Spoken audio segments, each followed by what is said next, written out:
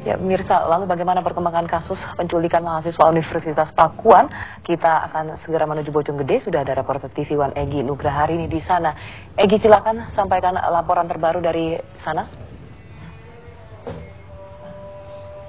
Ya, pemirsa, Satuan Aparat Kepolisian Unit Reskrim Polsek Bojonggede berhasil meringkus pelaku terkait dengan penculikan seorang mahasiswa Universitas Pakuan bernama Randy Agustiana yang nyaris dimutilasi setelah sempat disekap di sebuah kamar di hotel kawasan Bogor, Jawa Barat.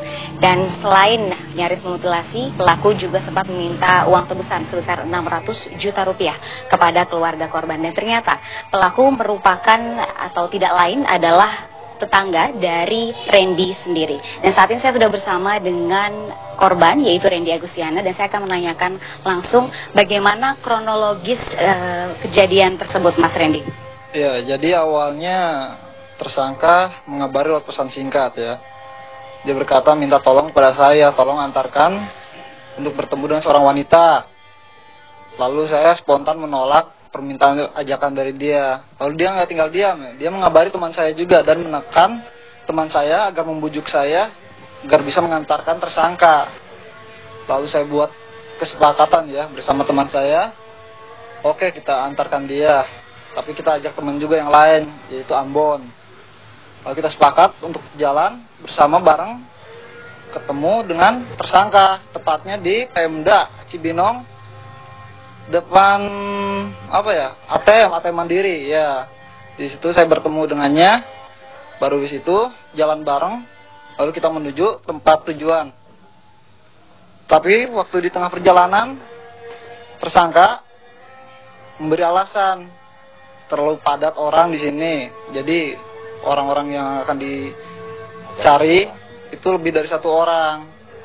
Jadi teman saya disarankan agar menunggu di McD lalu turun, karena teman saya posisi AD itu tersangka tepatnya di belakang saya sebagai supir ya. Lalu itu berjalanlah kita berdua ke tempat tujuan. Setelah sampai di tempat tujuan, AD menyarankan agar menunggu 10 menit setelah azan maghrib.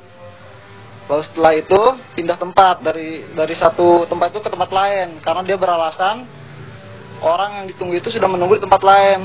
Lalu saya dan Ade tersangka itu menuju tempat yang dituju. Setelah menuju tempat yang dituju pun ternyata orang yang ditunggu-tunggu itu tidak ada, malah dia berkata dan menunjukkan SMS ya. Nama di kontak SMS-nya itu Nanda. Dan isi SMS-nya pun saya sudah ada di tempat awal. Saya tinggal nunggu Bang Ade katanya. Dan Bang Ade itu menyarankan agar saya dan Bang Ade balik lagi ke tempat awal. Lalu sepakatlah saya untuk kembali lagi ke tempat awal. Lalu sudah di situ tetap orang yang ditunggu-tunggu itu tidak ada yang bernama Nanda itu. Akhirnya saya berdiam sambil sibuk memainkan HP saya pribadi ya, karena tidak enak terhadap teman. Lalu saya tidak sadar dia mengeluarkan celurit senjata tajam dan saya dikalungin di leher saya dan mengancam jika saya bergerak atau saya berteriak leher saya hilang.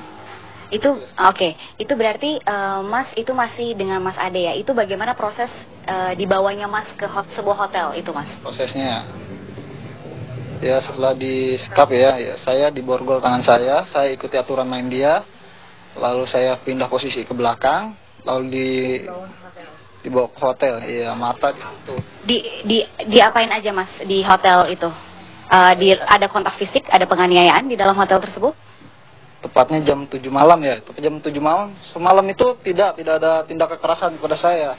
Tapi setelah pagi-pagi, sekitar jam 8-an, Ade itu melakukan tindak kriminal terhadap saya.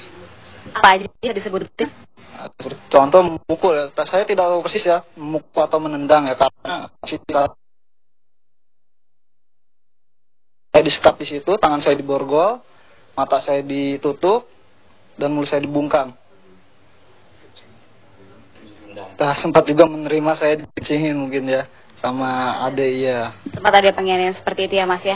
Terima kasih Mas Randy, semoga permasalahan ini cepat berakhir ya Mas ya. Dan berbisa itu adalah tadi pengakuan dari korban sendiri, Randy Agustiana, yang sempat disekap dan hampir teraniaya oleh pelaku penculikan di kawasan Bogor.